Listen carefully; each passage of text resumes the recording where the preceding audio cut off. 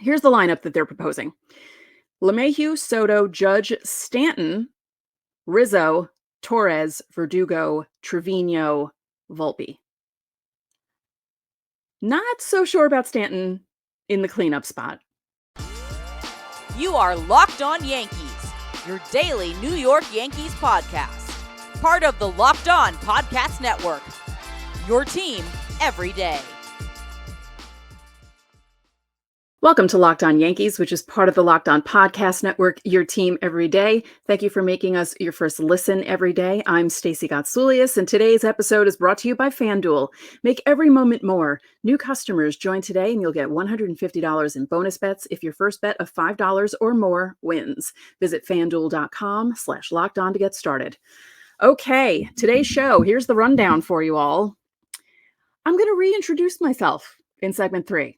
And let you know why I'm hosting this show and what my credentials are, because some of you might not know. And MLB Pipeline has released the top 30 Yankees prospects. They released the top 100 overall. I will tell you about the guys you know and some of the guys you need to know.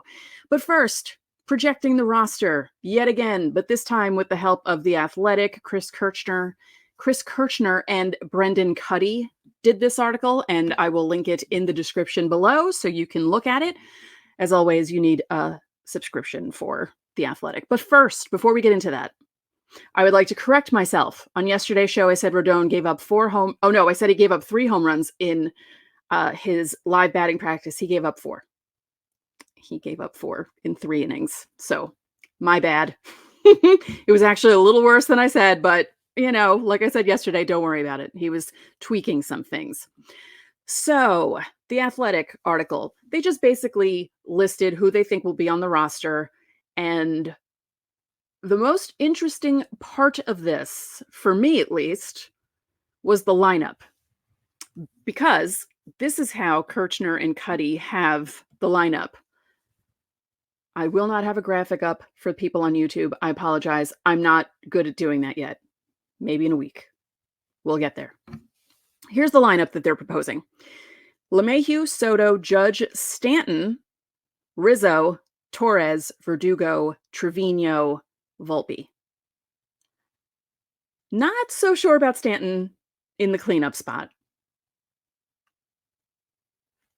No, not sure of that at all. In fact, I thought that the lineup Boone had made for Sunday's game before Verdugo was scratched, at least the top 7 of that lineup, made a lot of sense. So before Verdugo was scratched on Sunday with his contusion, because he got hit by a pitch against Baltimore on Saturday, the lineup was LeMahieu, Soto, Judge, Rizzo, Stanton, Verdugo, Wells. And then it was Jeter, Downs, and York Bibas. But obviously that's not. But LeMahieu, Soto, Judge, Rizzo makes sense to me.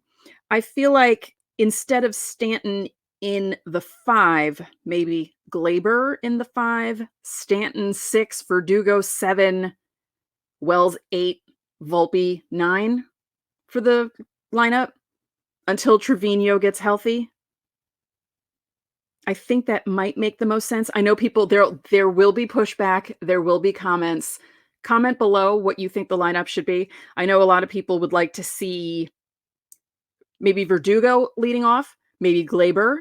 I know some people suggested Soto, but Soto doesn't usually do that. I love the idea of Soto and Judge back-to-back in the 2-3 spot there. But let me know what you think about that, because I'm not too sure about the Athletics lineup. It's the Stanton spot. It just doesn't make that much sense to put him ahead of Rizzo and Torres. And at this point, even Verdugo. But we'll let that slide. The bench: Austin Wells, Trent Grisham, obviously. Oswaldo Cabrera, also an obvious choice. But Donovan Solano as your utility guy. I thought that was interesting.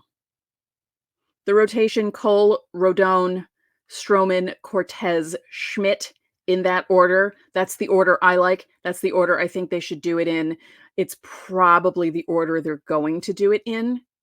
I would assume that makes the most sense to me. Schmidt is pitching right now against the Marlins as I record this. It's We like transparency on the show. It is 7:47 p.m. Eastern, Monday, March 4th, as I record this. And actually, let me tell you how Mr. Schmidt is doing and how the Yankees are doing. Again, it's against the Marlins. And I believe the game is not on anything. Oh, all right. It's the bottom of the fifth, and no one has scored anything on either side. Will Warren is in the game right now. But I'll tell you right now what Clark Schmidt did in the game. Isn't this fun? I have a computer to the side of me, so I apologize that I'm looking this way. Okay, 4 innings for Schmidt, 1 hit, 1 strikeout. Works for me. Okay, bullpen. Holmes, Loizaga, Canely, Hamilton, Weaver, Caleb Ferguson, Victor Gonzalez, and Nick Birdy. Canely, there was news today from Aaron Boone. He is moving along slowly. It's possible he might not even pitch in a game this spring. He's coming back from that shoulder inflammation that he had in 2023 toward the end there, but he's been throwing bullpens, but he might not see game action. That is per Aaron Boone earlier on Monday. He told that to reporters. And speaking of Boone, this is what he said about Nick Birdy.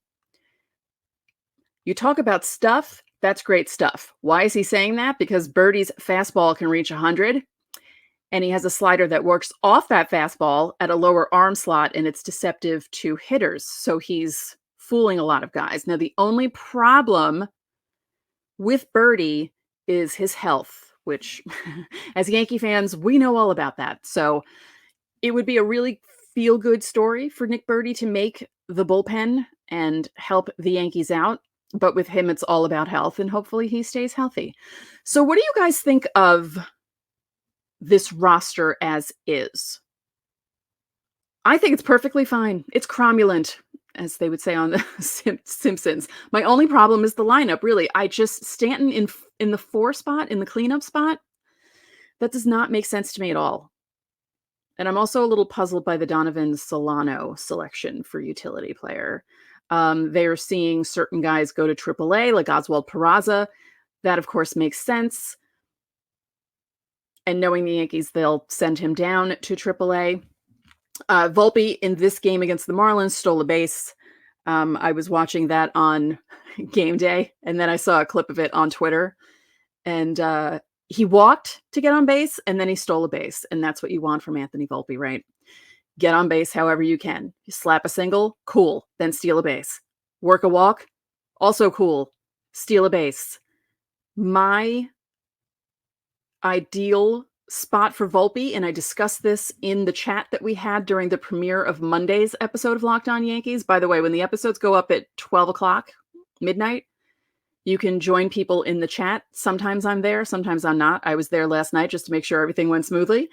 And I said that my dream scenario is for Volpe to become the leadoff hitter, to become the type of pesky leadoff hitter who gets on base however he can, walks, singles, whatever, and steals bases and gets things started for the big guys behind him. We don't need Anthony Volpe to smack 25 home runs. Would it be nice? Sure. But would it also be nice for him to be, a singles hitter, occasional doubles, but just constantly getting on base like an Ichiro and wreaking havoc on those bases? Yes. That's my dream scenario. Let me know who you think or who you want to be the Yankees' leadoff hitter of the future. Because DJ's not going to be around that long. We don't know what they're doing with Glaber.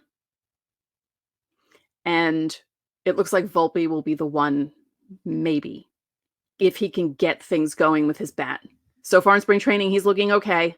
So let me know below who your dream leadoff hitter is. Of the guys that they have now, I'm interested in finding out from you all what you think. Okay, so don't forget, reply to the pinned comment below on our videos from Monday through Thursday if you want your questions answered for Fan Mail Friday. You can also join the Locked On Yankees Insiders Club. There's a link in the description. You'll get texts from me. You can text me questions, and you get priority for Fan Mail Friday if you're an insider. Might as well do it. There's a 14-day free trial, and you can cancel before that trial is up if you need to. But I don't think you will, because I think you will enjoy it.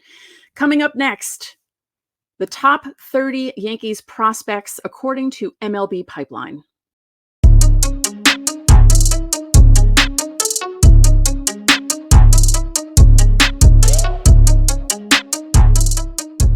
Prize Picks is North America's largest daily fantasy sports platform. It's the easiest and most exciting way to play DFS because it's just you against the numbers. Instead of battling thousands of other players, you pick more than or less than on 2 to 6 player stat projections and watch the winnings roll in.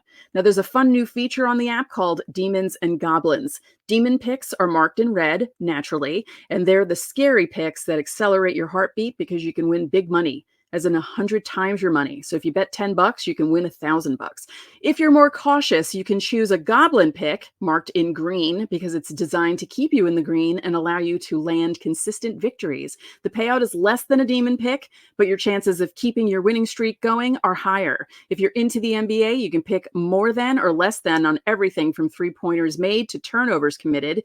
And for spring training baseball, you can pick more than or less than on pitcher strikeouts and first inning runs. So download the app today and enter code LOCKEDONMLB for a first deposit match up to $100. Again, that's code LOCKEDONMLB, all one word, all in lowercase letters, and get that first deposit match up to $100. Join Prize Picks today. Pick more, pick less. It's that easy.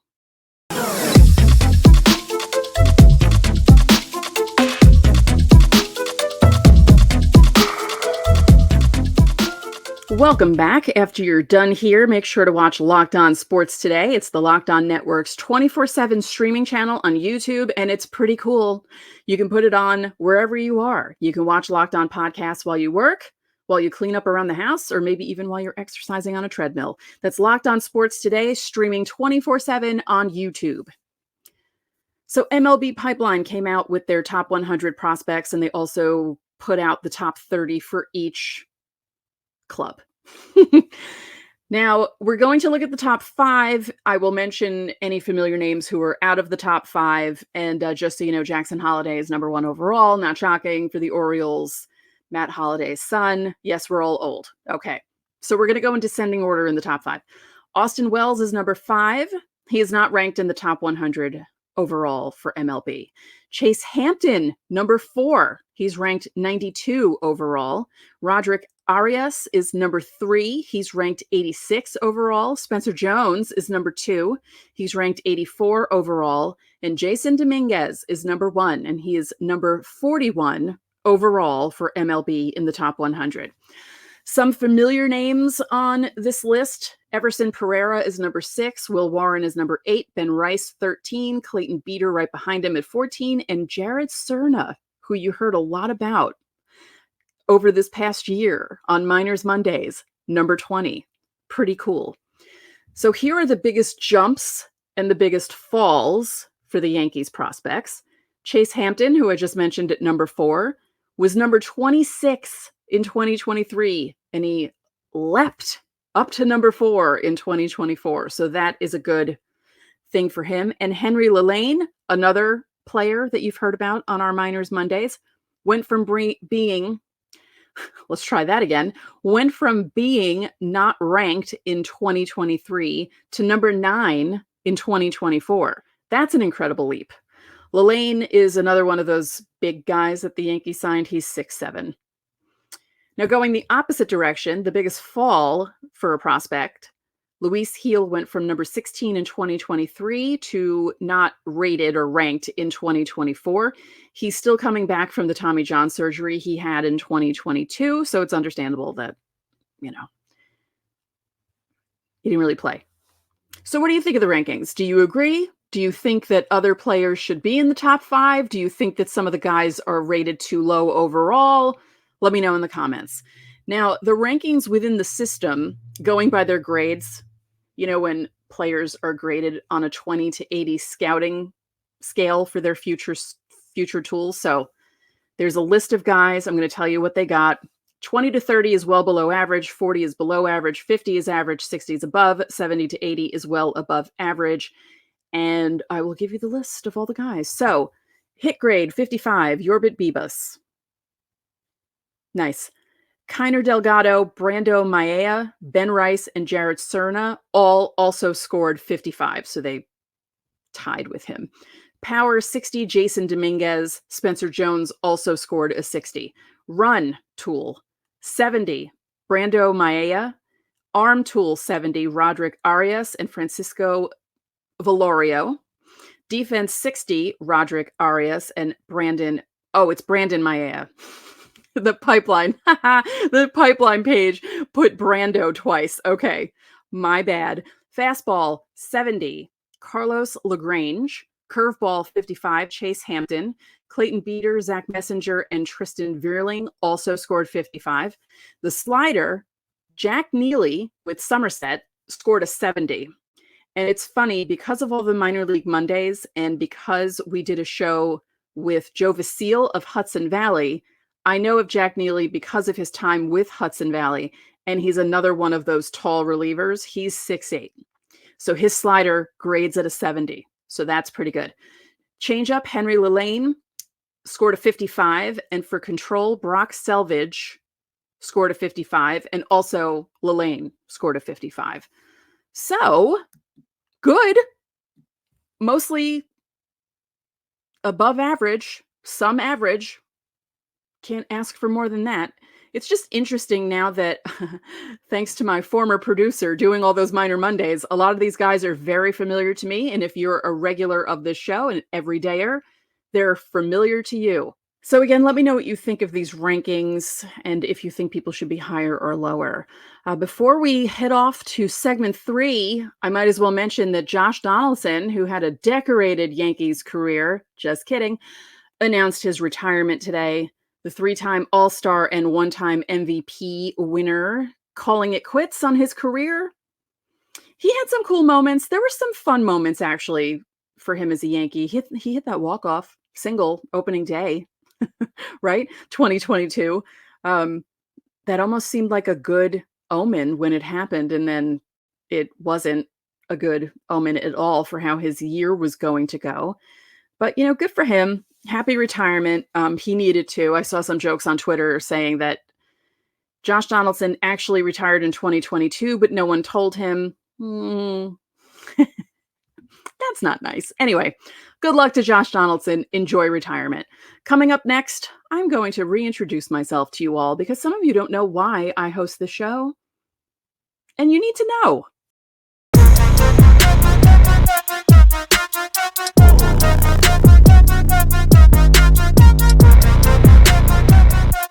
Get buckets with your first bet on FanDuel, America's #1 sportsbook, because right now, new customers get $150 in bonus bets with any winning $5 bet. That's $150 if your bet wins. Bet on all your favorite NBA players and teams with quick bets, live same-game parlays, exclusive props, and more. And by the way, in those parlays, you can bet on someone to score 10, 20, or even 30 plus points in a game. And with the quick bets, you can bet on who will score the first basket. Will they score with a 3-pointer, a layup, a free throw? I don't think that's very common, so I wouldn't bet that if I were you. And because we're a baseball podcast, your 2024 Yankees are still the favorite to win the American League East. Aaron Judge is leading the regular season home run leaderboard just ahead of Matt Olson of the Braves, and the Yankees are just behind the Houston Astros for first overall in the American League. So visit FanDuel.com/lockedon and shoot your shot. FanDuel, official sportsbook partner of the NBA.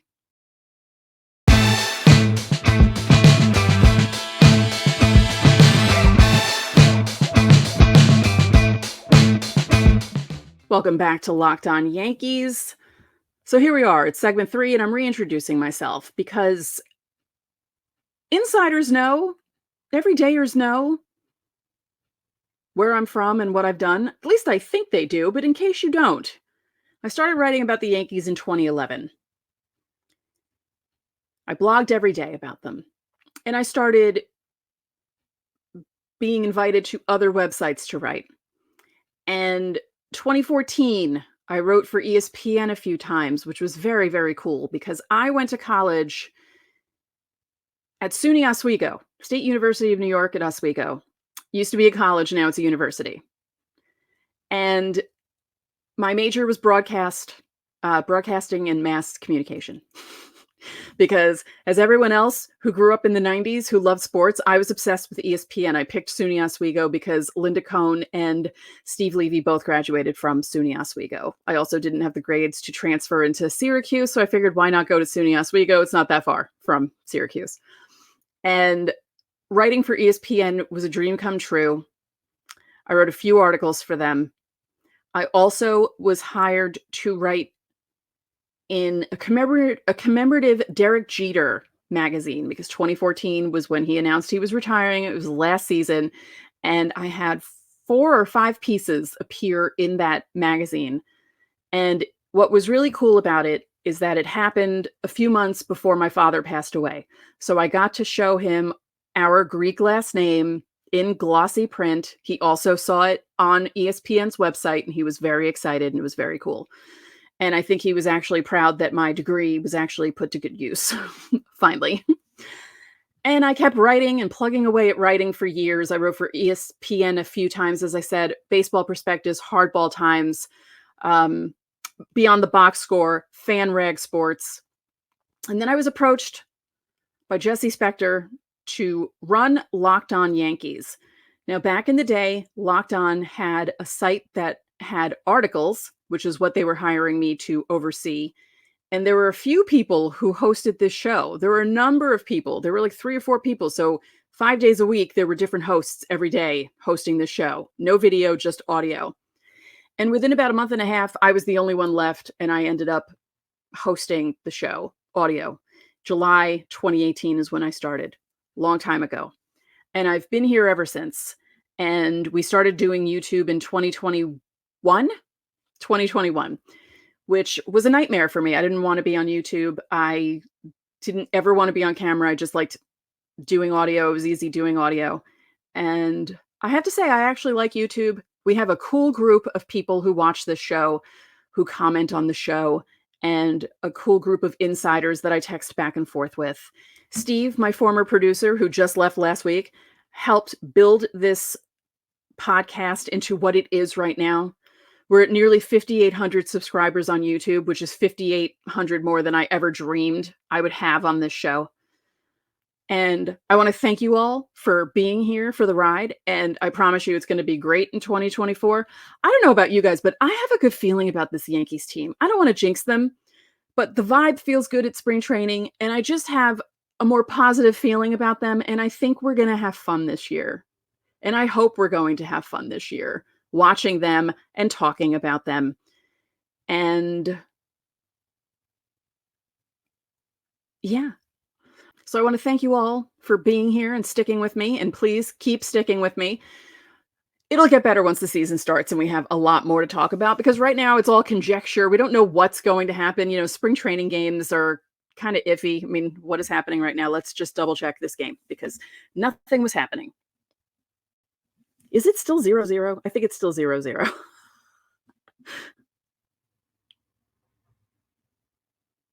Yep. It's still 0-0. Spencer Jones just walked on 4 pitches. That's good. That's good. Actually, good thing I just brought up Spencer Jones. We're going to talk about him on Wednesday's show. And don't forget, down below on YouTube, leave a question under the pinned comment for Fan Mail Friday. We're still doing Fan Mail Friday. And you can leave your questions under every video, Monday through Thursday, under the pinned comment. I will look for them. I will find them. And if I can answer them, I will on Fan Mail Friday. And if you're a Locked On Yankees insider and you're in the club, you can always text me a question and you will get priority because you are in the Insiders Club. There is a link in the description. There's a 14-day trial. You text me, I text you. It's fun. And I won't overload your inbox. So that's it for this episode of Locked On Yankees. Thank you for watching. I'm Stacey Gatsoulias, and I will see you tomorrow.